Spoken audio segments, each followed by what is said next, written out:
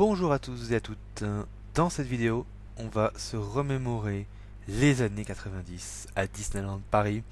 Euh, donc moi j'étais jeune dans les années 90, j'étais enfant, mais évidemment j'étais suffisamment grand pour me souvenir de pas mal de choses.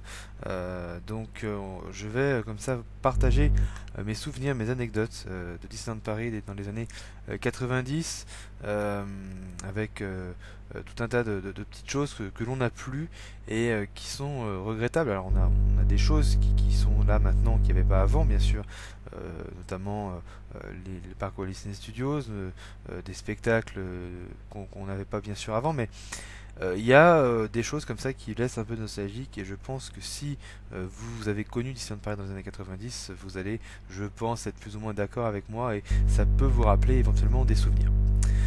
Alors, ce que j'adorais à Disneyland Paris dans les années 90, c'était les personnages que l'on pouvait rencontrer, mais partout. Alors, il y a pas mal de personnages aujourd'hui à Disneyland Paris, mais avant, c'était des personnages qu'on rencontrait au hasard. C'est-à-dire qu'en fait, il y avait quelques personnages qui étaient mentionnés pour un point précis, pour pouvoir les rencontrer de manière précise, mais grosso modo, voilà, l'ensemble des personnages, on les rencontrait véritablement, réellement, comme ça au hasard. Et il y avait beaucoup de personnages. Je me souviens de Main Street, où on avait facilement entre 10 et 12 personnages qui étaient là, mais tout personnage mélangé. On pouvait rencontrer les personnages de Robin des Bois, les personnages de Peter Pan, les personnages de La Belle et la Bête, peu importe finalement le dessin animé. Bien sûr, on rencontrait les personnages classiques, les princesses, peu importe finalement. Tout se mélangeait très bien dans Main Street, et on pouvait comme ça rencontrer plein de personnages. En plus, on avait l'orchestre qui jouait en même temps, donc c'était génial parce que voilà, il y avait et l'orchestre et les personnages, et vraiment on rencontrait beaucoup de personnages comme ça dans les parcs, de manière totalement random. Je me souviens des personnages de la jungle dans Adventureland. Je me souviens des personnages de Pocahontas dans Frontierland. Je me souviens de Zorro. Je me souviens vraiment, il y avait beaucoup de personnages comme ça qui étaient éparpillés dans les parcs, et c'était magique de voir tous ces personnages qui étaient là par surprise.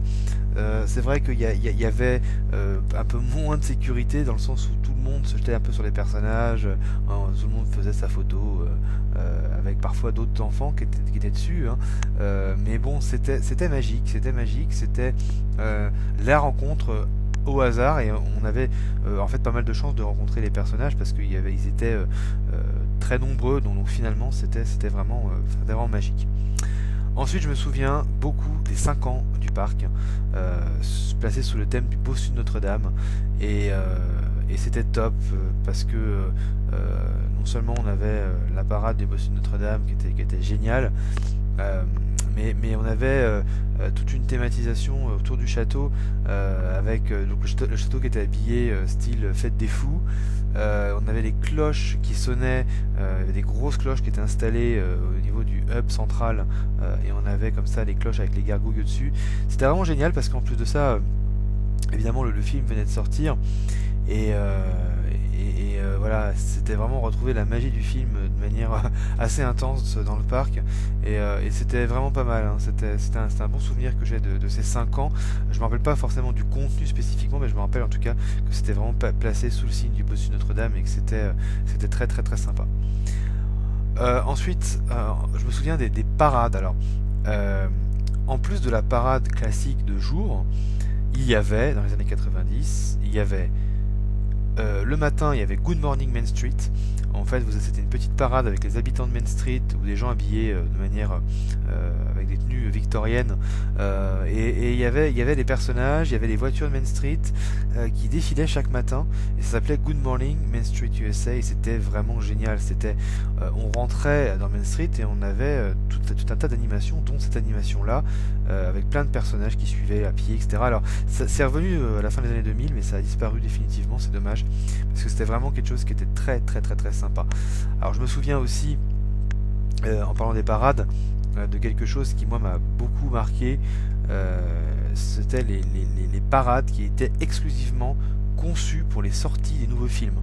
Donc il y avait la parade classique, Et en plus de la parade classique, plusieurs fois par jour, il y avait une grande parade dédiée aux films qui sortaient, qui étaient en salle en fait. Euh, Parce que avant, entre les États-Unis et la France, dans les années 90, il y avait entre 6 mois et 1 an, je crois, de décalage entre la sortie du film US et la sortie du film en France. Du coup, les parades qui étaient créées spécifiquement dans les parcs US, parce qu'ils avaient vraiment la même chose, du coup, étaient envoyées à Paris. Et on avait vraiment des parades qui mettaient en avant les films. C'était une excellente promotion pour les films. Donc, je me souviens de la parade de Toy Story avec tous les jouets, quoi. Même les jouets de Sid étaient là, la bergère, Monsieur Patate. La parade était complète, était vraiment complète, quoi. Il y avait pareil pour le Roi Lion. Je me souviens de la parade de Mulan. Je me souviens de la parade, comme je disais, du Bossu de Notre-Dame, qui était très très très très sympa, avec vraiment tous les personnages du film, hein, même les gargouilles. Je me souviens également de la parade de Pocahontas, Aladdin. Aladdin m'avait beaucoup marqué aussi, les chars étaient assez grandioses. Donc voilà, à chaque fois qu'il y avait une sortie d'un film en France, eh bien, il y avait la promotion à Disneyland Paris sous forme d'une grande parade, quoi. Et ça, c'était génial, parce que non seulement ça donnait envie d'aller voir le film, si on n'avait pas vu le film, mais si on avait vu le film, bah, on était encore dans la magie du film, quoi. La magie du film se prolongeait. Donc c'était vraiment quelque chose qui était très très très sympa. Et puis, toujours au niveau des parades, il y avait la parade nocturne, et notamment la Main Street Electrical Parade, qui me manque un petit peu quand même. Bon, j'adore la Fantavision était très bien, mais c'est vrai que la parade électrique, c'était vraiment quelque chose qui était à part, que c'était l'héritage finalement de Disneyland. Et voilà, la musique inoubliable, etc. Ça finissait en beauté, les journées au parc Disneyland. Alors ensuite, je me souviens aussi, bien sûr, de quelques spectacles qui m'ont beaucoup marqué dans les années 90. D'abord le spectacle de La Belle et la Bête, qui était joué donc à Vidéopolis. Excellent spectacle qui en fait est une reprise du spectacle qui est encore à Disney World. Donc si vous voulez savoir à quoi ressemble ce spectacle, vous pouvez toujours le voir en vidéo sur YouTube, mais aussi vous avez des vidéos sur le spectacle de La Belle et la Bête en Floride, et en fait c'est la même chose. Je me souviens du spectacle de Mulan, bien sûr. Quel beau spectacle, le spectacle de Mulan qui rendait hommage au dessin animé, mais aussi à la Chine, à la culture chinoise, et notamment à tout ce qui était acrobatie, tout ce qui était... on avait des numéros vraiment époustouflants avec les assiettes qui tournaient, autour de bâtons, etc. Enfin, c'était très chinois dans l'esprit, mais c'était magnifique. On avait des costumes typiques, on avait vraiment un très très beau spectacle sur Mulan qui a duré quelques années. Tarzan, bien sûr, la rencontre. Alors là, on était plus après dans les années fin des années 90, début des années 2000. Bon, c'est vrai que c'est un spectacle qui m'a beaucoup marqué aussi. Mais sinon, si on reste bien dans les années 90, je me souviens du spectacle qui s'intitulait, je ne me rappelle plus vraiment du nom, mais c'était Pocahontas, la légende, quelque chose comme ça. Et c'était génial parce que c'était à Frontierland. Et le Chaparral Theater n'avait pas de toit, donc c'était à ciel ouvert. Et ce spectacle m'a énormément marqué parce qu'on avait tous les personnages des films, on avait des décors magnifiques avec le bateau de John Smith, on avait Pocahontas qui faisait du canoë, on avait des scènes de combat entre les cowboys et les indiens avec vraiment ça explosait de partout.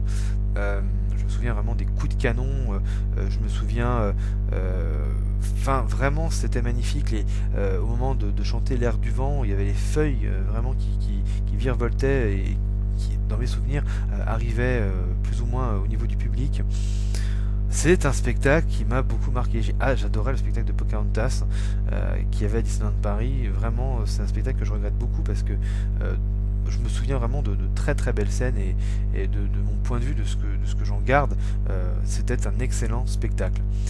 À Fantasyland aussi, je me souviens de deux spectacles, un sur le théâtre du château avec Mickey Mouse. Alors je ne saurais pas forcément dire le nom, mais il y avait un grand livre, et en fait Mickey tournait les pages du livre, il était habillé en Fantasia, en sorcier, et du coup il y avait toute une histoire dont je me rappelle plus, hein, mais voilà, et il y avait un grand livre que Mickey tournait les pages du livre, et à chaque fois quand on tombait par exemple sur Cendrillon ou Blanche-Neige, il y avait les personnages de Cendrillon et de Blanche-Neige ou d'autres films qui venaient. C'était assez magique, je me souviens, c'était assez bien fait en termes de mise en scène.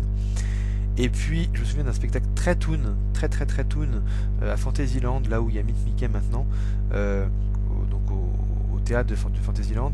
C'était en scène s'il vous plaît, je me rappelle du nom cette fois, il y avait Roger Rabbit, il y avait King Louie, mais en mode dessin animé, il y avait plein de personnages classiques. C'est un spectacle qui était très drôle, alors je me souviens plus vraiment de tout, mais voilà, en tout cas je sais que c'était extrêmement sympa.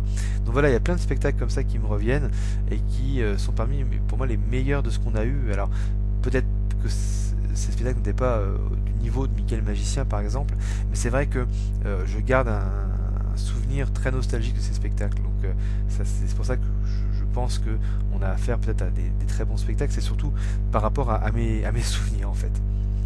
Alors au niveau des attractions, il y a quand même certaines attractions qui m'ont marqué dans les années 90, à savoir d'abord les pirouettes du Vieux Moulin.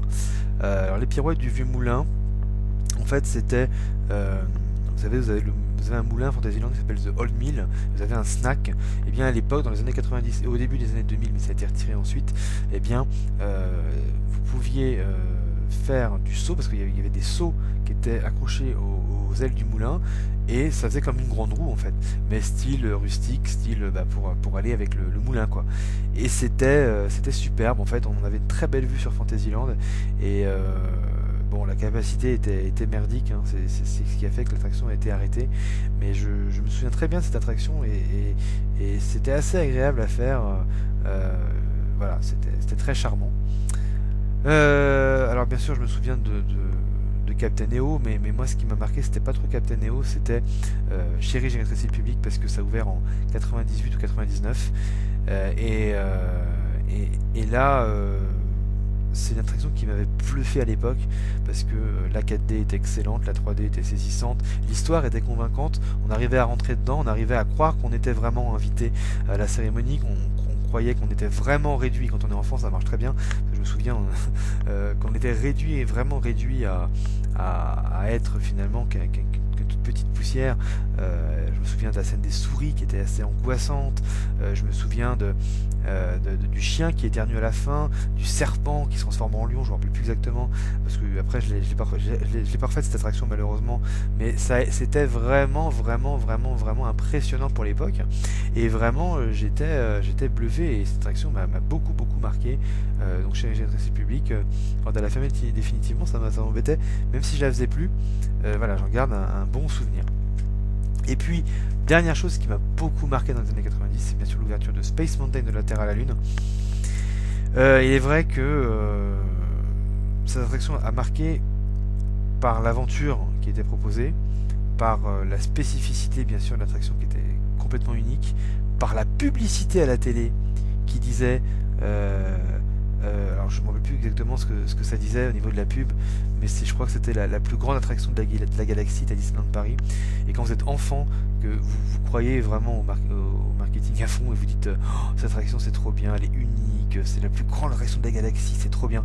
Et ça marche vraiment quand on est enfant, et on se dit waouh quoi, qu'est-ce que ça va être. Quand on est devant Space Mountain, quand on arrive, on est bluffé par la grandeur du truc. Et moi ce qui m'a marqué de Space Mountain de la Terre à la Lune, c'est le canon qu'on entendait résonner dans tout le parc. Mais je peux vous garantir que ça, c'était unique comme expérience, parce que le canon était extrêmement puissant. On l'entendait énormément à Discoveryland, mais on l'entendait aussi un peu dans les autres landes.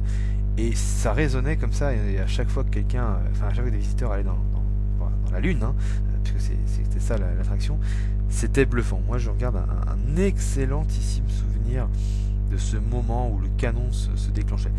Donc voilà un petit peu pour mes souvenirs des années 90.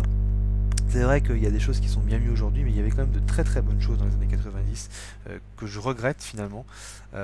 Donc voilà, si vous avez aussi des souvenirs dans les années 90, n'hésitez pas à me dire dans les commentaires. Si ma vidéo vous a intéressé, vous a plu, vous a fait retourner vous aussi en arrière, n'hésitez pas à liker et à commenter bien évidemment, et à vous abonner si le cœur vous en dit. On se retrouve dans une prochaine vidéo.